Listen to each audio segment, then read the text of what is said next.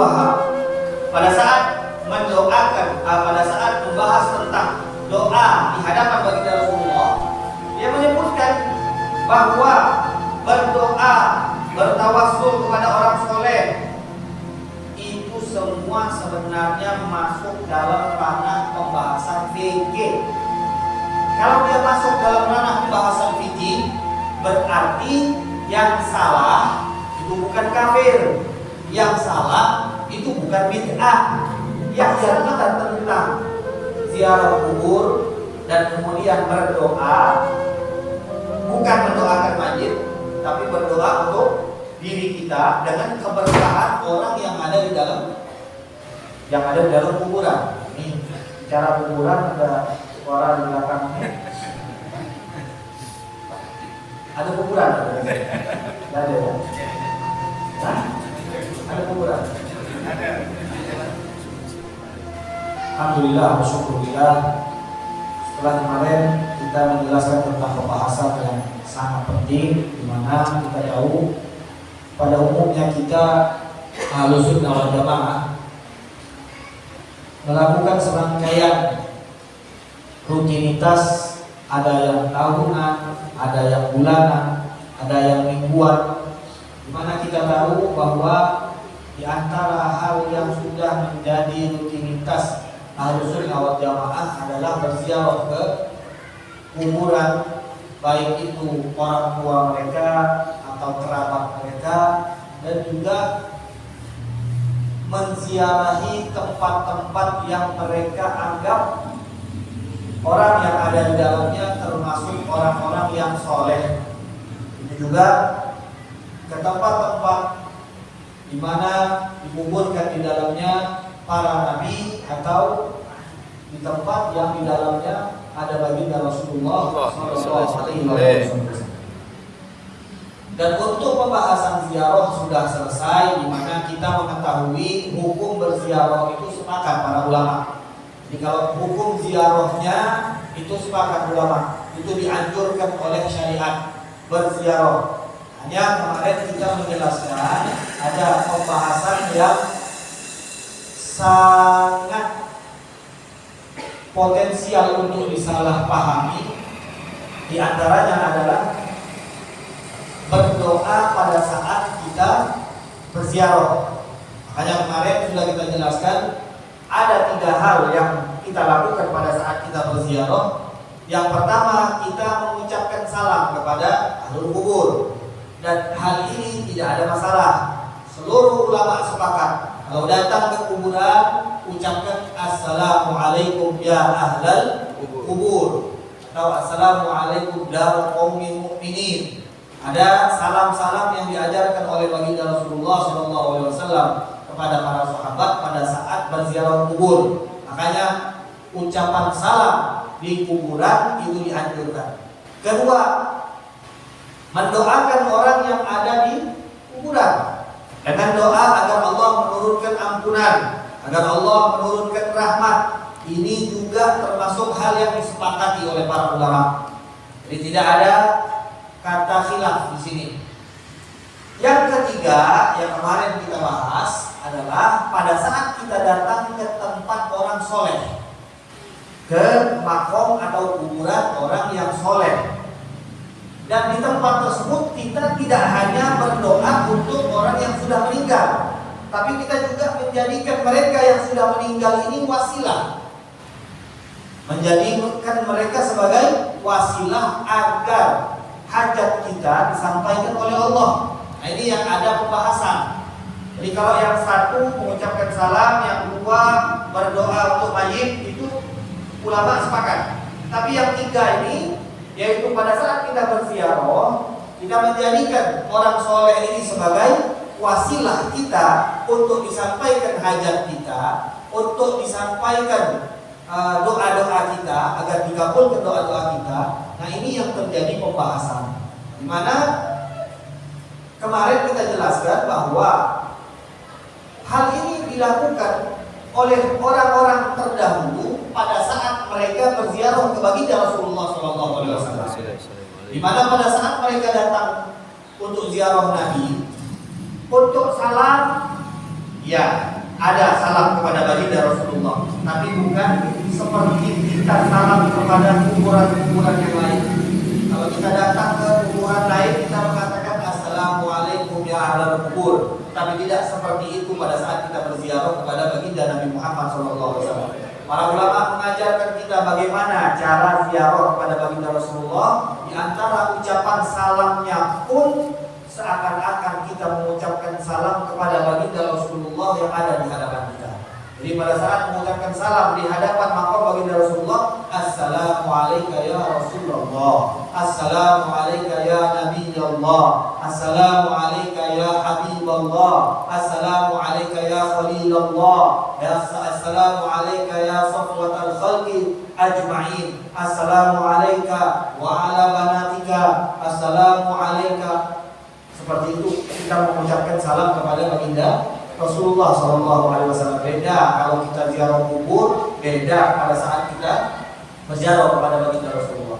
Kemudian pada saat ziarah Nabi tidak ada yang namanya doa Allahumma ighfir lahu warhamhu, karena Allahumma ighfir lahu itu minta ampunan, sedangkan yang kau datangi ini adalah makhluk Allah yang disucikan oleh Allah, di mana Allah mengatakan kami sudah menjagamu dari dosa kecil dan dosa besar. Artinya tidak mungkin seorang nabi melakukan kesalahan sekecil apapun. Alasannya kenapa kemarin sudah kita jelaskan, karena seorang nabi itu diutus untuk jadi panutan. Kalau dia jadi panutan, gerak-geriknya harus diikuti. Kalau dia berbuat salah, yang salah itu pun jadi benar. Kenapa? Karena kita wajib mengikuti para nabi. Jadi artinya apa? Tidak ada gerak-gerik nabi yang salah. Jadi gak boleh seorang nabi itu salah. Makanya mereka dijaga oleh Allah Subhanahu wa taala dari perbuatan salah, baik yang kecil ataupun yang besar. Kemudian setelah kita tahu bahwa pembahasan doa di hadapan baginda Rasulullah atau di kuburan orang-orang yang soleh itu sebenarnya masuk di dalam pembahasan tawassul. Masuknya di dalam pembahasan tawassul. Karena pada saat kita datang kepada baginda Rasulullah SAW, mengapa kita mengucapkan salam langsung kepada baginda Rasulullah? Karena kita yakin Nabi hidup, karena kita yakin Nabi mendengar, dan ada hadis-hadis yang sudah kita sampaikan kemarin, di mana baginda Rasulullah SAW mengatakan, barang siapa yang mengucapkan salam padaku dan dia jauh, maka salam tersebut akan disampaikan kepadaku. Dan barang siapa yang mengucapkan salam sedang dia dekat kepadaku, maka aku langsung mendengar salam tersebut. Dan Nabi mengatakan, tiap-tiap salam yang kalian sampaikan itu akan saya balas dan akan saya jawab dengan salam pula, kata baginda Rasulullah Sallallahu Alaihi Wasallam. Jadi sangat jelas di sini bahwa salam kepada baginda Rasulullah berbeda dengan salam-salam kepada ahli kubur lainnya. Berdoa pada saat kita ziarah ke baginda Rasulullah, kita tidak mengucapkan Allahumma ighfir lahu warhamhu, karena ini Nabi. Seorang Nabi mustahil melakukan satu dosa. Berarti kalau kita datang kepada Nabi, apa yang harus kita lakukan? Allah sudah ajarkan. Kalau kita berbuat dosa, kata Allah, datanglah engkau kepada Rasulullah dan kemudian mintalah ampun kepada Allah. Kemudian insya Allah Nabi akan memintakan ampun untukmu. Dan kalau sudah terkumpul tiga ini, kau datang kepada Rasulullah, kau minta ampun kepada Allah, dan Nabi pun memintakan ampun untuk dosamu, maka lawajadullaha tawwabar rahimah. Kalau tiga ini terkumpul, kata Allah, maka kalian pasti mendapati aku menerima taubat kalian dan menurunkan kepada kalian rahmatku. Jadi ini tiga yang diajarkan oleh Allah. Kalau kita berdosa, artinya kita datang kepada baginda Rasulullah, ziarah kepada baginda Rasulullah, bukan untuk mendoakan Nabi, tapi untuk mendoakan diri kita. Karena kita tahu pada saat kita datang kepada baginda Rasulullah, beliau adalah wasilah penyampai daripada doa-doa kita. Jadi ini keyakinan kita, di mana para ulama sudah menjelaskan dan kita sudah baca panjang sekali bab tentang tawassul. Ya, kalau ingat di awal pembacaan kitab ini semuanya bab tentang tawasul. Tawasul kepada Nabi sebelum Nabi diciptakan, tawasul kepada Nabi setelah Nabi diciptakan, tawasul kepada Nabi setelah Nabi diutus, tawasul kepada Nabi setelah Nabi wafat, tawasul kepada selain Nabi yang ada hubungan dengan Nabi, tawasul kepada para ulama-ulama, tawasul kepada para wali. Sudah kita jelaskan dalilnya, tiap-tiap yang kita sebutkan tadi semua ada hadis dari baginda Rasulullah Shallallahu Alaihi Wasallam, dan kita perlu ketahui ada doa di mana Nabi sendiri bertawasul. Nabi bertawasul, yaitu doa pada saat kita datang ke masjid. Allahumma inni as'aluka bihaqqis sa'ilina 'alaika, bihaqqis sa'ilina 'alaika, wa bihaqqir raghibina ilaika. Kata baginda Rasulullah, aku meminta kepadamu ya Allah dengan keberkahan. Dengan keberkahan siapa? Orang-orang yang meminta dan berdoa kepadamu ya Allah. Nabi bertawasul dengan doa tersebut. Wa bihaqqir raghibina ilaika, dan orang-orang yang mengharap kepadamu ya Allah. Nabi bertawasul. Dan di dalam doa tersebut sangat jelas Nabi tidak menyebutkan tawasul kepada Nabi juga atau tawasul kepada malaikat. Nabi menyebutkan, aku menjadikan, aku meminta ya Allah, ini as'aluka, aku meminta ya Allah dengan keberkahan orang-orang yang berdoa padamu, dengan keberkahan orang-orang yang mengharapkanmu ya Allah. Ini salah satu doa baginda Rasulullah Shallallahu Alaihi Wasallam. Jadi sangat jelas sekali dalil tawassul sudah kita bahas panjang lebar di awal pembukaan kitab kita Mafahim Yajibuan Usaha, dan kajian kita tentang ziarah kubur dan kemudian berdoa, bukan mendoakan mayit tapi berdoa untuk diri kita dengan keberkahan orang yang ada di dalam kuburan. Ini bicara kuburan, ada suara di belakang ini. Ada kuburan? Tidak ada ya? Hah? Ada kuburan? Ada.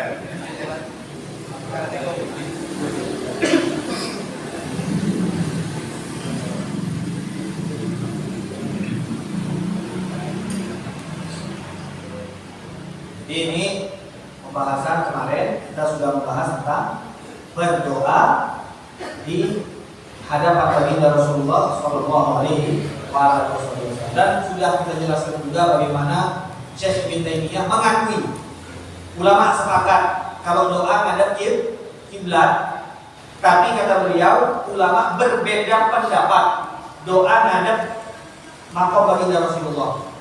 Tapi dari pendapat tersebut jelas sekali bahwa beliau mengakui ada perbedaan pendapat antara ulama, boleh enggak kita doa ngadep baginda Rasulullah tidak menghadap ke kiblat. Kemudian Muhammad bin Abdul Wahab pada saat mendoakan, pada saat membahas tentang doa di hadapan baginda Rasulullah, dia menyebutkan bahwa berdoa, bertawassul kepada orang soleh itu semua sebenarnya masuk dalam ranah pembahasan fikih.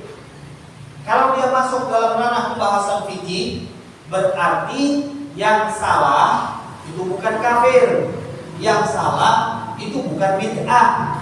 Yang salah dia hanya kita katakan salah di dalam berpendapat. Salah di dalam berpendapat. Seperti halnya misalkan kemarin kita jelaskan ada pendapat ulama, misal ulama Malikiyah mengatakan kalau bersentuhan kulit antara laki-laki dan perempuan tanpa syahwat maka itu tidak membatalkan wudu. Ulama Syafi'i mengatakan bersentuhan kulit secara langsung antara laki-laki dan perempuan, syahwat atau tidak syahwat, maka itu membatalkan wudu. Ini kan ada perbedaan. Tapi bisakah kita mengatakan karena gara-gara kita memegang pendapat ulama Syafi'i kita katakan oh pendapat Imam Malik itu salah? Bisa kan? Nggak bisa. Kita hanya mengatakan itu benar, tapi saya lebih memilih pendapat yang ini. Kita katakan semua mazhab itu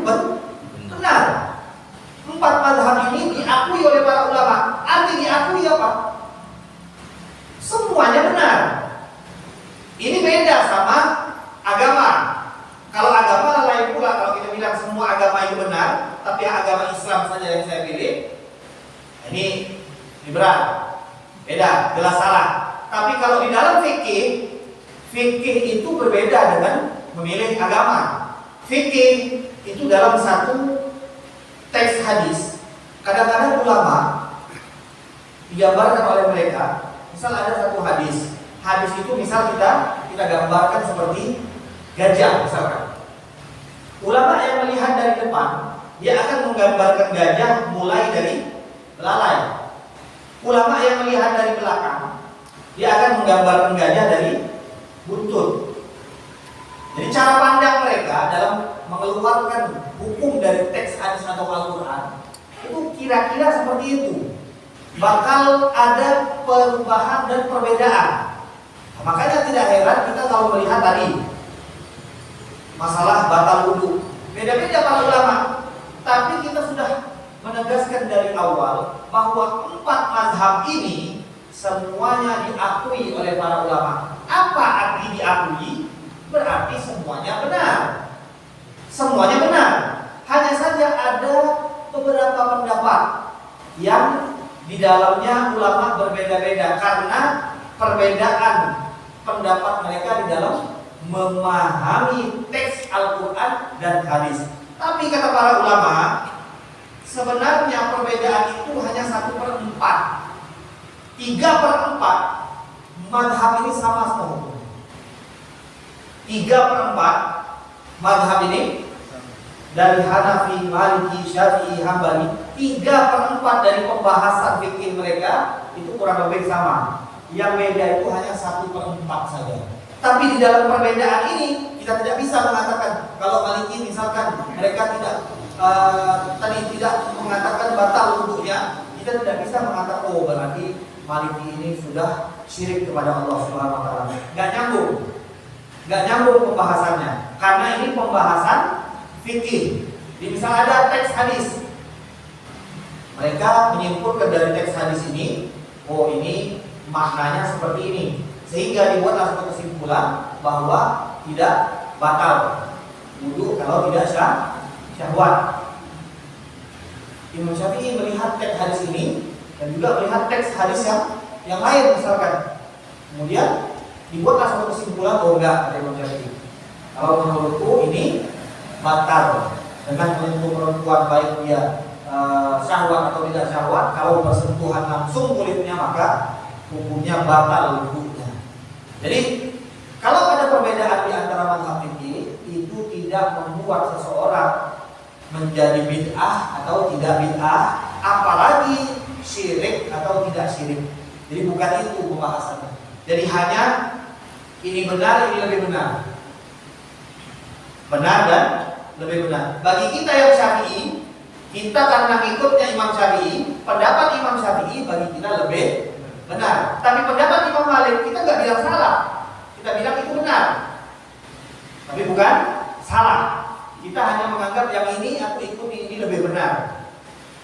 Jadi di sini yang harus kita pahami dari apa? Dari perbedaan antara mazhab ini bahwa di dalam pembahasan fikih kita tidak boleh mengatakan itu salah, karena yang berhak memutuskan salah atau benar itu nanti, finalnya itu nanti, bukan hari kiamat, bukan nanti pada saat ada ulama yang muncul setelah Imam Syafi'i atau Imam Maliki, tapi finalnya nanti Allah yang memutuskan mana yang benar, mana yang salah. Dan kata baginda Rasulullah, orang yang berijtihad, yang mengeluarkan pendapat di dalam fikih dengan syarat mereka ulama, bukan kita.